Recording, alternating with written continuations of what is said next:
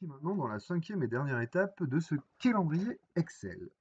Alors, dans cette dernière étape, vous allez voir, les formules que nous allons utiliser sont particulièrement compliquées.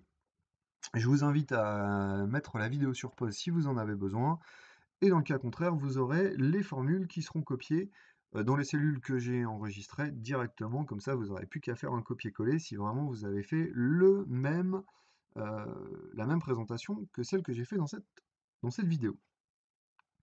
Alors, donc ici, on a dit qu'on allait faire disparaître les trois dernières colonnes. Alors, comment on va faire?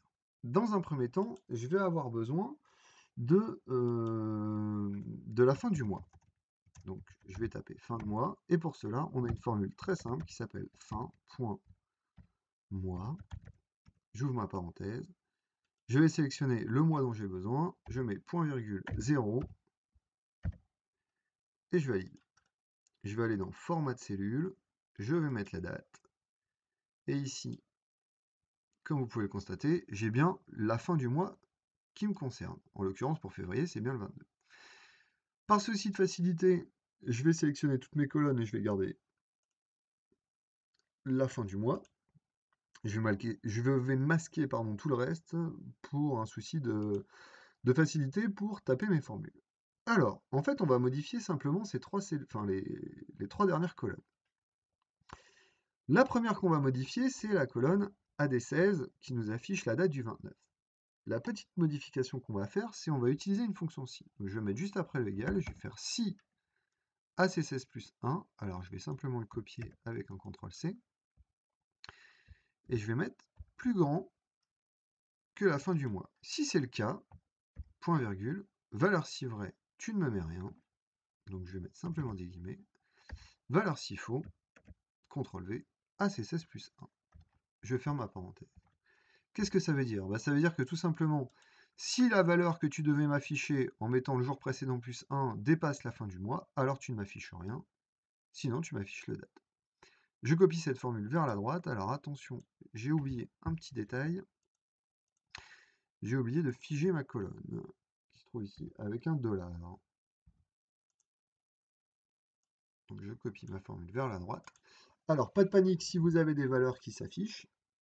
C'est tout à fait normal, puisqu'en fait ici Excel est en train de rechercher une valeur qui n'existe pas, puisqu'ici c'est vide, on a mis rien si c'est faux, donc il n'y a rien. Donc Excel recherche une valeur qui n'existe pas, et c'est pour ça qu'il bloque. Et également, comme les fonctions sont toutes en lien, c'est pour ça qu'il y a des valeurs qui s'affichent partout. Donc ne vous inquiétez pas, on va gérer ça par la suite. Alors ça fait partie de la première ligne qui ressort sur mon tableau.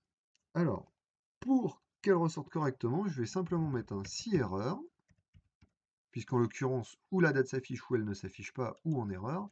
Donc s'il y a une erreur, je tape si erreur, j'arrive directement à la fin, et je mets un guillemet, pour dire que s'il y a une erreur, tu ne m'affiches rien. Et je copie cette formule vers la droite. Donc ça, cette problématique-là est réglée. Concernant les jours fériés. Alors les jours fériés, ça va être la formule la plus complexe à taper. Alors je vais mettre des petites bordures ici. On va mettre dans le format rose. Et là, on va enregistrer la formule des jours fériés directement ici, qu'on viendra reprendre pour le calendrier qu'on a affiché de l'autre côté sur la feuille calendrier. Cette formule, elle se tape ainsi. On va faire égal si erreur. J'ouvre ma fonction, valeur si, et je vais imbriquer également une fonction et.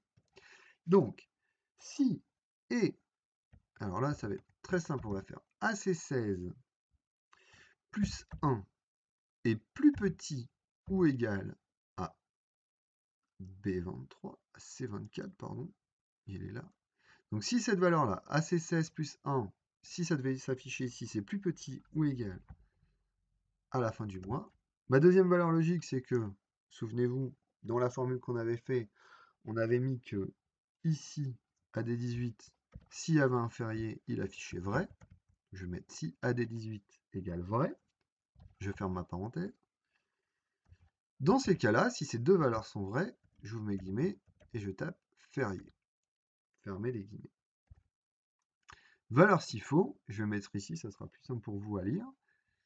Si, entre parenthèses, AC16, donc je reprends ma formule, AC16 plus 1 est plus petit ou égal à C24.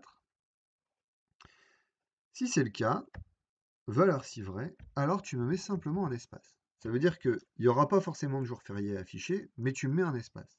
C'est ce qui va me permettre en quelque sorte par la suite de dire à Excel que dans la cellule, il y a effectivement quelque chose. Vous allez comprendre par la suite pourquoi. Si c'est faux, alors tu ne m'affiches rien. Je ferme mes deux parenthèses pour la formule, et pour ma valeur si erreur, je ne m'affiche rien également. Et j'appuie sur Entrée. Alors ici, petit détail aussi important que je n'ai pas fait, je n'ai pas figé ma cellule C ici et C ici, puisque je vais devoir copier ma formule vers la droite. Donc cela, c'est fait. Ensuite, nous avons ici pour les différents jours de la semaine. Alors, ici, on va effectuer une fonction qui est assez simple, puisqu'on va faire tout simplement une valeur si erreur. J'ouvre ma parenthèse. Et s'il y a une erreur ici, alors tu ne m'affiches rien. Et j'appuie sur Entrée. Je vais copier ma formule vers la droite. Et enfin, ma dernière cellule pour les jours de la semaine. Cette fois-ci, on va mettre tout simplement une fonction si qui va être imbriquée en fonction de ce qu'on va avoir. Alors, je vais la retaper complètement comme ça, vous allez la comprendre. Donc je vais garder juste égal si, j'ouvre ma parenthèse. AD19 est égal à rien. Donc si cette cellule-là, ici, elle est égale à rien, valeur si vraie, bah tu me mets rien, parce qu'on est sûr qu'il n'y aura pas de jour. Si c'est pas le cas, alors tu me rouvres une fonction si et tu mets AD19 égale, et on va retaper la formule qu'on avait fait tout à l'heure, c'est-à-dire si AD19 est égal à lundi, alors tu me mets samedi espace, enfin S, pardon, espace pour jour de semaine, autant pour moi, et donc numéro, point semaine, et là on va chercher AD16. Je ferme ma parenthèse, point virgule, valeur s'il faut, tu me mets simplement un espace, c'est la même problématique que tout à l'heure, et je ferme deux fois ma parenthèse. Voilà comment j'enregistre cette formule. J'appuie sur Entrée, et je vais la copier également vers la droite. Une fois que c'est fait, je vais retourner dans l'onglet Calendrier, et je vais aller rechercher les valeurs qu'on vient de saisir. Alors, numéro de semaine, ça ne change pas. Le jour de la semaine, ça ne change pas. Et il y aura férié qui va changer, qu'on va aller devoir rechercher dans Paramètres, dans les trois dernières cellules qu'on vient de taper ici. Et j'appuie sur Entrée. Et je vais copier ma valeur vers la droite uniquement pour le férié. Pour les autres éléments, ça ne change pas. Une fois qu'on a fait ça, on va simplement enlever les bordures. Donc je vais aller sur Aucune bordure. Et on va mettre une mise en forme conditionnelle avec nouvelle règle, utiliser un élément ici, et je vais taper la fonction égale et j'ouvre ma parenthèse, ici AD4 est différent de rien. Alors pour faire différent, vous faites plus petit que, plus grand que, et rien, vous mettez simplement vos guillemets, et je ferme ma parenthèse. Si c'est le cas, alors dans le format, tu vas mettre une bordure avec les contours ici. Et j'appuie sur OK. OK. Et donc maintenant, alors je devrais gérer ma règle, je me suis trompé, je ne devais pas mettre AD4, je ne devais pas fixer ma cellule, et j'appuie sur OK. OK. Voilà. Et maintenant, donc comme vous pouvez le constater, il va y avoir les colonnes qui s'affichent et qui disparaissent en fonction de nos besoins. Le test sur novembre, etc.